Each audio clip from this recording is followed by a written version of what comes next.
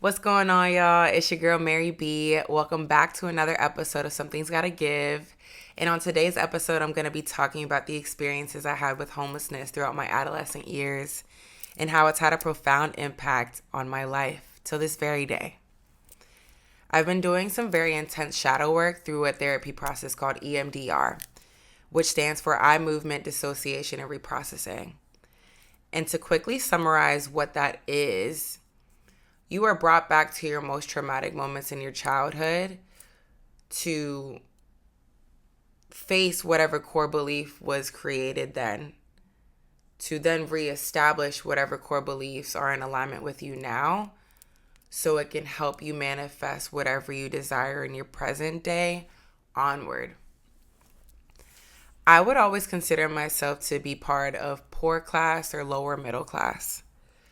When I was born, my parents lived in a trailer park home. And then my mother moved me to Brazil, where I stayed in the favelas or a very subpar apartment complex. When my father took my mother to court and had me brought back to the States, we lived in Framingham, Massachusetts, which was my first experience living in a homeless shelter. Through the EMDR process, I've come to realize that the shelter that we stayed at was a women's domestic homeless shelter. There were not supposed to be children present, but my mom had a very close relationship with the woman who oversaw the whole program, and she begged that she allowed us to stay there because my mom essentially didn't have another option of shelter. I didn't know that at the time, though, being so young. I didn't piece all of this together. So at the time, I just remember being not accepted in this house full of women. I remember the energy in that house being very dark.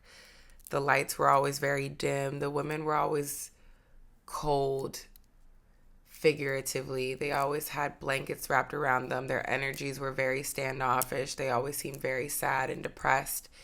And I know their energies weren't intentional, but I might have been a mirror or a trigger to these women. I might have been a reminder to those women of why they can't be around their kids, or maybe they suffer from addiction and couldn't muster up the courage or the energy to be the mothers they were called to be. There could have been many scenarios as to why these women treated me in such a negative light, but I was little and I didn't know why I was being treated so badly.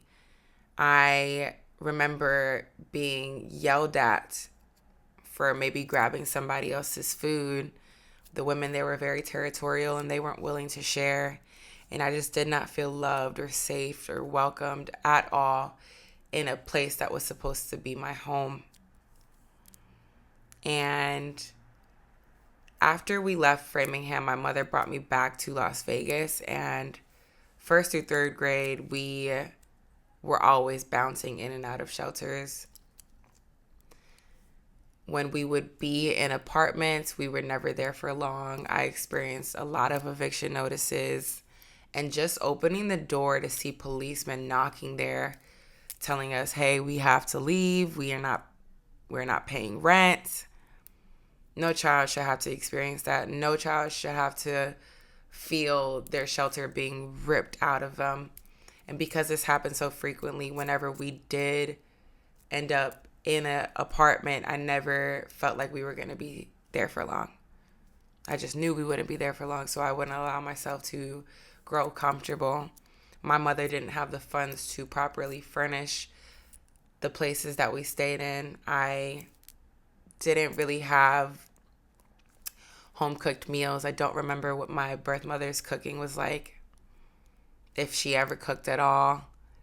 Ramen isn't considered, home cooked meals. That's not mama's food, and neither are hot dogs or hamburgers, but that was a diet that we had when we were in apartments. And it got worse when we left and we had to stay at homeless shelters.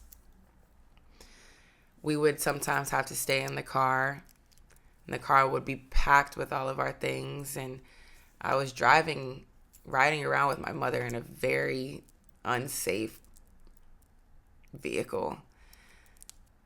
Not only is a child not supposed to be riding in the front seat, but there were things stacked up on the front seat. So I would be sitting on stacked boxes or whatever items that we had.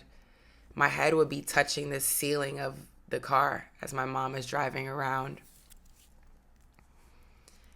And when we did live in homeless shelters, all of our items would be packed into the car. Homeless shelters have like time limits, so you're only allowed to be there at, let's say, 6 p.m. until 8 a.m. So there was no place to actually feel like you were at home there either. The beds that they gave you weren't even beds majority of the time. We slept on mats. And the best way I can explain them to you is, when you're in PE class and you have like the blue mats where you practice tumbling or do sit-ups, etc. Those were our beds. And the blankets that were given to us were worse than the feeling of wool. Itchiness is not even a good enough description to describe what I had no choice to use to provide warmth to me at night. I didn't have the privilege of having a blanket, a simple blanket. There were no privacy in the showers. I would be open to seeing all sorts of women, all shapes and sizes, just right in front of me showering. I remember my mother not having enough money to properly buy hygiene products when she was on her monthly cycle, and witnessing her using toilet paper and just things that children should not see. But that's the reality of being homeless. I remember in a particular homeless shelter, the air would be so dirty when I fell asleep at night, I would wake up thinking I was blind because there was so much dirt that would be clumped up on my eyelashes. And I would have to pick off the dirt and breathe through my anxiety, my panic attacks, and wait till all the dirt was off of my eyes to be able to open. I would be so thankful that I had sight. It's so terrifying waking up thinking you've lost sight all of a sudden, when the reality is you're just in a very dirty environment. I was so malnourished. I would go far too long without eating food. The quality of food I was intaking was so terrible. I remember I would be so thankful for the volunteers that would randomly pop up and set up camp across the street of whatever shelter we were staying at the time, pulling out hot plates and juices, because those were the highlights for me. I didn't have McDonald's as a highlight. I had people volunteering and giving out plates as my highlight for food. I would be overjoyed when I could get a hot dog from 7-Eleven, because that was a gift from my mother. Lord knows if she could barely afford that. No child should be able to experience this. Scarcity was introduced to me at a very, very young age. And it subconsciously rules over everything I do. I'll save up a crazy amount of money for what? If you're smart in finances, you know money is purposeful. Money is for a reason. Money needs to be in rotation energetically when you think of money. Currency is by water. Cash flow is by water. Banks are associated with water, meaning money needs to be in movement. Scarcity didn't teach me that. Homelessness didn't teach me that. Always needing something just in case is coming from a place of lack.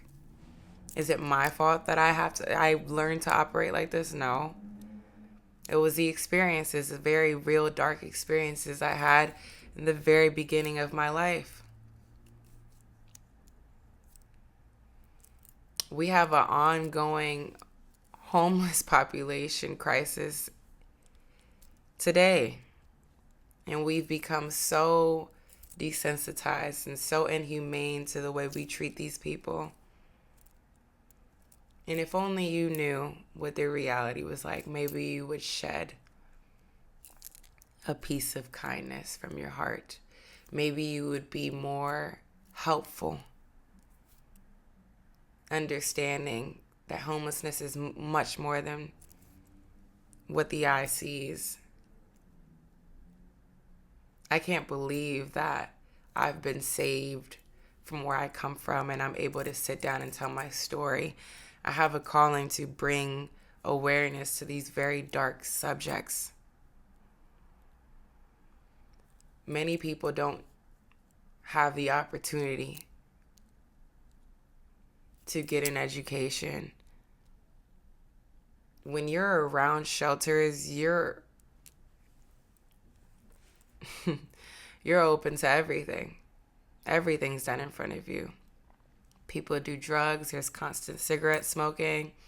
I remember there was this girl that I would look up to, and she was in very deep with this young man. I think they were no longer older than 16, and she was pregnant, had hickeys all over her neck at all times. And I remember being in middle school, getting my first hickey, thinking I was doing something right, and then being yelled at because that wasn't ladylike. My teacher had no idea where I came from, and I never got taught that it's not ladylike. You can say whatever you like to your child. It's the actions that stick. You know what stuck? The memory of the girl that I looked up to because I thought she was pretty and how she was so boy crazy. So I became boy crazy. You see the correlations? And so today, realizing where my lack comes from, I understand why I am a little nervous to leave my studio apartment, why I'm so attached to this space. I've never had a place where I felt safe before. I never had a place I could call home. I have become myself here. I have found myself here.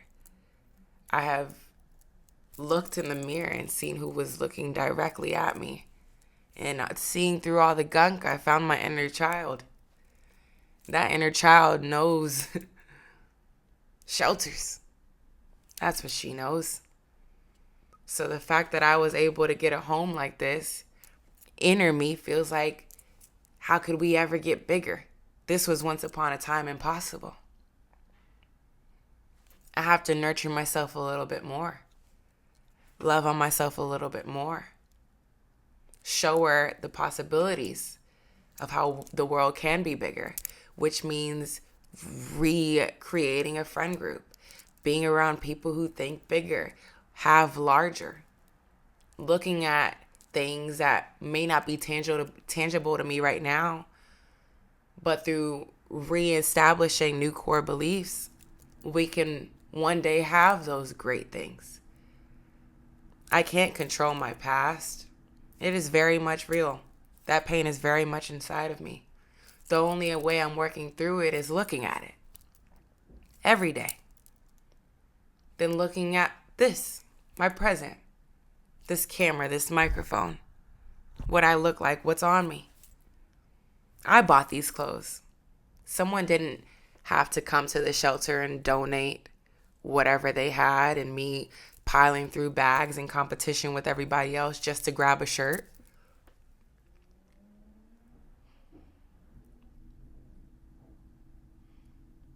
My past does not define me, but I have to build this trust and this inner monologue with my inner child to remind her that we can trust adult Mary. I trust myself. And I'm so proud. I'm so proud of me. I'm so proud that I haven't continued the pattern of finding myself homeless again, finding myself addicted because these memories are so painful. Finding myself engaging in relationships that keep me stagnant. If people don't want to grow, it's on you to decide if they stay or leave. And I decide that I want it all to go. Why? Because the inner child in me, the current me, knows that it deserves the best. And where is that wisdom coming from? The future me. I hope we all can become a little bit more sensitive when it comes to the topic of homelessness and how we treat those who are unfortunate, and maybe we can become more involved in community, play our part in helping our neighbors. And maybe some adults, maybe some people are too far gone to help, yes. But there are children just like me who experience these things. We say children are the future, right? We can't just count a certain population in that. All children are the future. Every single one of us make an impact. Why not pour into those who are poor and homeless just as much as we pour into those who live in Beverly Hills? Equal opportunity, right? Stand on that. Be kind. And seek those who need help, really. I hope we all play our part. Thank you for tuning into my story. It means literally the world to me because my inner child feels heard. Till next time.